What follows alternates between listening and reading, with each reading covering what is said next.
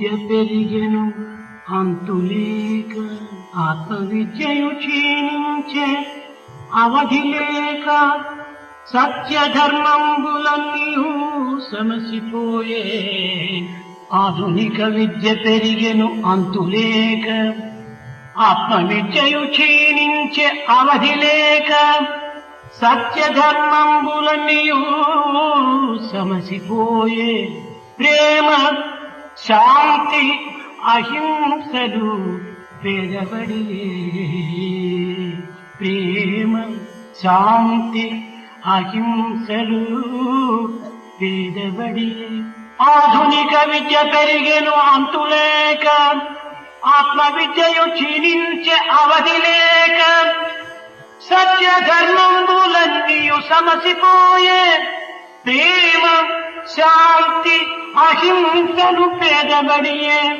prēma śāṁti ahiṁsalu pēdabaḍiye satya dharma ahiṁsalu śāṁti prēma satya dharma ahiṁsalu śāṁti prēma mānavuni paṁcaprāṇālu mahini yiviye satya dharma ahiṁsalu śāṁti prēma mānavuni paṁcaprāṇālu mahini yiviye paṁcaprāṇāలలో ప్రేమ ఎంత హెచ్చు పంచప్రాణాలలో ప్రేమ ఎంత హెచ్చు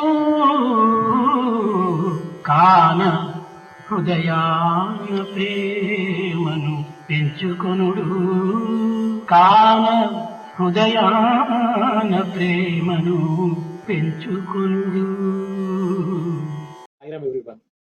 In this series of Sri Sathya Sai Padyamrutham, the elixir of poetry from the divine tongue of Swami, we are taking up a second Padyam, and I have with me Brother Sai Satish to study this and discuss what we have learnt from this Padyam. So I will turn it over to Sai Satish to talk about the Padyam we just listened in Swami's divine voice. Just that itself is, listening to it and enjoying itself is like education. And I'm sure it will bring out, some understanding. Sairam, Sai Satish, go ahead. Sairam, brother. Yeah, like you mentioned, it's truly a beautiful gem that Swami gave the 7th of March 1986. I think this is during the EHV Workshop inauguration. Swami had this beautiful Padyam, like you were saying, capture for us what is true education and what is the true significance of that education. So I will just go through this whole Padyam line by line, and then we can discuss about that. Sure. Swami says, ādhunika vidya perigenu aṁtulēka. Modern education has expanded without an end. ātmavidyayu kṣīṇiṁce avadhilēka. Atmic education has emaciated without a boundary. satyadharmaṁbulanniyu samasipōye. All the truth and righteousness have jaded away. prēma śāṁti ahiṁsalu pēdabaḍiye. All the love, peace and non-violence have become indignant. satyadharma ahiṁsalu śāṁti prēma. Truth, righteousness, non-violence, peace and love.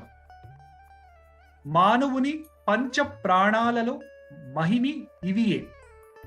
These are really the 5 life forces of human beings on earth. paṁcaprāṇālu prēma yancha hecchu. Among these 5 life forces, if chosen, love is superior.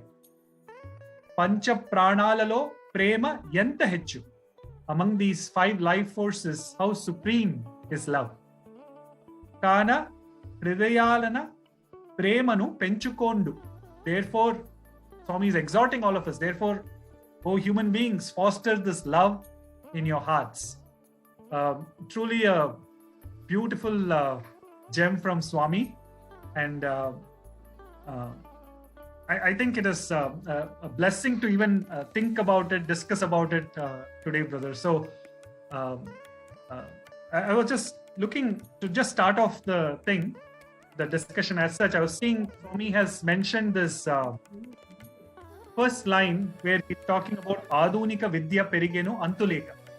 The modern education has expanded without an end. And that is where I was remembering this quote again from Bhagawan, where he says the end of education is character. And Swami has always mentioned about this, whether it is education without character, science without humanity, and commerce without morality. These are not only useless but positively dangerous, where Swami has always stressed that really where education should lead us is that character development, where we bring in the best from us. So that is where the first thing that came to me was about end of education is character, or about where Swami says education is for life and not for a living, where we are usually worried about our the secular education no doubt has grown, but even as we do justice to the secular education, what happens to the spiritual education? Swami uses the word jivanopati. Yes. Jivanopati means just for living, for the sake of living in this world, and jivana paramavadhi, for the emancipation itself, from this life, birth and death. He always contrasted. Yes. Yeah, and just adding to that, so the saying that ihamunu sikimpa hemataraka vidya paramuna sikimpa brahma vidya, where for this world we need the worldly education to come in, the secular education to come in, but for the hereafter we need the brahma vidya, we need that spiritual education, which will be the one that helps us go beyond this life as such and get that true essence of what education is. Sukhimba Swami has used the word. He wants even to live in a certain peaceful state, in a state of sukha. Sukhimba hemataraka, means gold. Hemataraka, that itself also shows, even to lead a worldly life also, it should not be just like golden, it should be not for beautiful. Anyway, Swami always talks about gold which has to be purified, which is what you were saying. Without that goodness, which what you were saying, each of the disciplines, without something to keep them under check and infuse something positive, as you said, it's dangerous. Yes. Absolutely. When you mentioned the golden aspect, whether it is secular education or the spiritual education, we need to really know the true value. I think when that aspect of the gold comes in, it's about the value that we add to our lives, whether it is through the true value will come in through the spiritual education, even as we go about. Very beautiful. So I think which leads us actually to the second line that Swami talks about in this Padyam, where Bhagawan says ātmavidyayu kṣīṇiṁce avadhilēka. The Atmic education has emancipated without a boundary. So that was what I was thinking about, because truly even we have heard about this verse that comes from sage Vedavyasa, who has written all the epics and the Puranas, and after writing the 18 Puranas, sage Vedavyasa says Ashtadasha Puraneshu Vyasasya Vachanadvayam Paropakaraya Punyaya Papaya Parapidanam, where he's saying the essence of all the 18 Puranas ultimately comes down to help ever, hurt never, which is again enshrined in the spiritual education, because it is ādhyātmavidyayu vidyanam. It is truly that spiritual education which is true education, and it is that spiritual or the Atmic education which can liberate us. It is sa vidya ya vimuktaye. It is that spiritual knowledge or wisdom that is truly liberating and helps us understand that Brahma Satyam Jagat Mithya, where we know that yes, we are leading whatever we are doing in our day-to-day life, we are doing it with a purpose, and that purpose is for the higher education, or the Atmic education, that is the way I should put it, as where the Atmic education is the focus. I'm reminded of something from the Vidya Vahini. Now that we are talking about Vidya, Vidya Vahini, Swami says, ādhunika anadi. Ādhunika anadi, that which does not have a beginning, and it doesn't have an end also. So Brahma Vidya or the Atmic Vidya is something which is beyond time. And he says ādhunika Vidya means that which of a recent origin, that just came. So that is something which comes and goes. I was reminded of that. So whatever we give a lot of importance to is the ādhunika Vidya, which has come about recently. Something was discovered, and that's of the world, which is of a temporary nature. And Swami is talking about something from before, which was always existed as long as creation, and will always exist. Absolutely. I was reminded of that. And then just to come back, when I remember in 79 when we joined, Swami gave a talk for the students. He said, all of you have come here to join this college. Okay. He says there are so many colleges. Why should I have, if I've taken avatar, why should I form another college? Only reason I set up this college is so your parents will send, so that I can teach what I have to teach. Beautiful. And they are that discourse Swami said, ātmavidyayu vidyanam, real knowledge is ātmavidya. And that's what I have come to teach, and I hope you all know that, you will remember that and learn that ātmavidya. So, Swami, I think we want us to, we have gone through the education system. We should not give too much importance to ādhunika Vidya. We should not neglect ātmavidya. And I think it's a reminder, that's the way I look at it when we are going through this verse. Beautiful. Yes, Swami wants us to remember after a few decades. I hope we have not forgotten, and he has made us discuss this. That's the way I feel. Absolutely. And as you're mentioning, I'm just recollecting that thing where Swami would mention how, like, Mother Yashoda would keep the butter in one hand and the stick behind in another hand. So the ādhunika Vidya, like in terms of the butter, is always there to get us near him. Then he gets out the ātmavidya and says, this is the true thing, and tells us this is what is to be disciplined and really have that thing.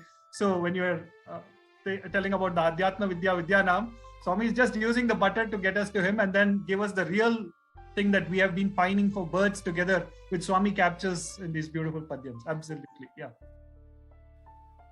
So I was just, and in that context, I was also remembering about how Swami would talk about this Adhyatma Vidya being actually derived from the word educare, where Swami would say it's coming from the word educe, which means it is to bring forth what is latent within. And what is latent within, which is not acquired from outside like the secular knowledge, is about the values. That is the satya, dharma, śāṁti, prēma, ahimsa, the 5 human values. These are things that the Adhyatma Vidya truly brings forth from the person, from within them. And that is why it is of the utmost importance, which Bhagawan again keeps telling that it is not enough if we call ourselves as manavas, as akara manavas. Just by form we are human beings. We should also be achara manavas. We should be bringing forth all those values, exhibiting them in our daily life and conversation, keep putting them into action, because only when we keep doing that again and again are we making the right effort to get that true Atmic education. Because Bhagavan would say, you keep try, it will dry up. You should put it into action. You should put it into practice. So all of that part of... Very nice. When you were talking about manava, I'm also reminded of Swami saying the meaning of manava. Oh, yeah, you should tell us. Yes. Manava, you are not new. Ādhunika is nava, new. Oh, beautiful. Ātmavidya is manava. So that means from the time we have come. So Swami says we are also not new. Because sometimes we take this life, this is the only thing which matters. This new body which we have gotten, this new life, from birth to death. We pay so much attention. But Swami wants us to pay attention to the lives to come. That, it's a long journey of, an Atman, a Jivatman of many lifetimes also, So sometimes we forget. and we pay all attention to this today and narrow focus, and we forget that ultimate journey which we have to go. When you were talking about Manava, I was reminded of that Swami talking about. So it's nothing ādhunika, it's ādhi, leni, anādhi vidya, which is ātmavidyayu. Yes, and I which think... is also, you said, coming from inside. After all, the Atman is within us, and bringing that out also. You see, that was Swami said, I have come to tell you all who you really are. You are the Atman. And I think the Swami is talk. Very nice. Please continue. I don't want to break your flow of thoughts. Oh, not at all, Anna. This is like, it's a beautiful thing, because I'm just seeing every time we have this thing, it opens a flood of memories of what Bhagawan has been, again, time and again, he's been stressing to us what is permanent, what is impermanent, which is what, again, smara nityam anityatam. So realize what it is. And like you had mentioned about the Manava thing, we are not new. We know all about this, and it is for us to keep bringing forth. And that is where Swami is saying, like going to the next line where Bhagawan says, satyadharmaṁbulanniyu samasipōye. All truth and righteousness have jaded. And also the other line, prēma, śāṁti, ahiṁsalu, pēdabaḍiye. All the love, peace and non-violence have become indignant.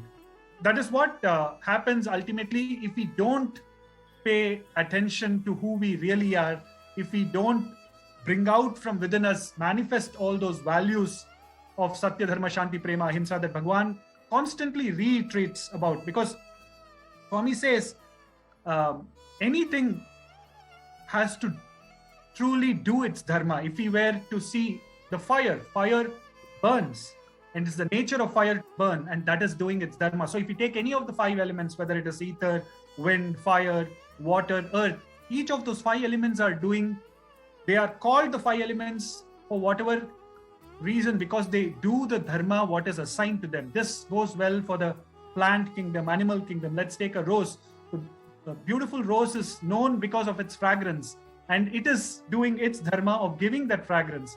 But then Swami goes on to ask that question, are human beings doing their dharma? When the whole of creation is following the dharma, what about human beings as such? Are we doing the dharma that is assigned to us? Because the dharma assigned to us is to bring forth those values of satya, dharma, śāṁti, prēma, ahimsa. That is what we should be doing, and living that spiritual life that Swami always wants by being always ever present in that ātmic wisdom. So, which is what I'm seeing. Like any day, if we have a look at the newspaper coming, and we see a lot of this news, which we find it difficult to digest with the kind of crime or violence that is happening. And why is this showing up in the universe? Is it because of us not truly living up to our dharma? What do you think about it, Anna, in terms of, is it the reflection outside? Yeah. See, I think all of us face, not only outside, even within us also, there is some disease, So Swami has come as a doctor, and he is diagnosing the problem.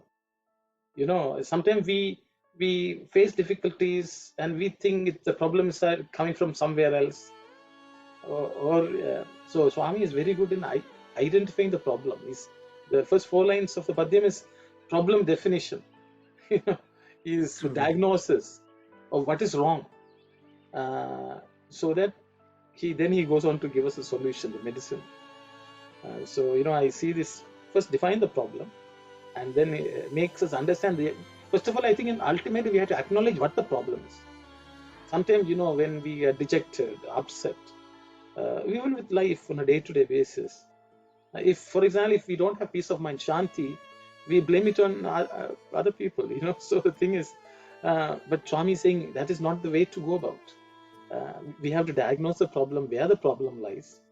And Swami says it's our own. If only we knew that we are Atman, we will never be troubled by anything. Because we think the body is the real thing, and we are the body, or we are the mind. And once these things come, only we lose when we are out of touch with the Atmic self or divinity. And I think Swami wants us to understand that as a problem which needs to be solved.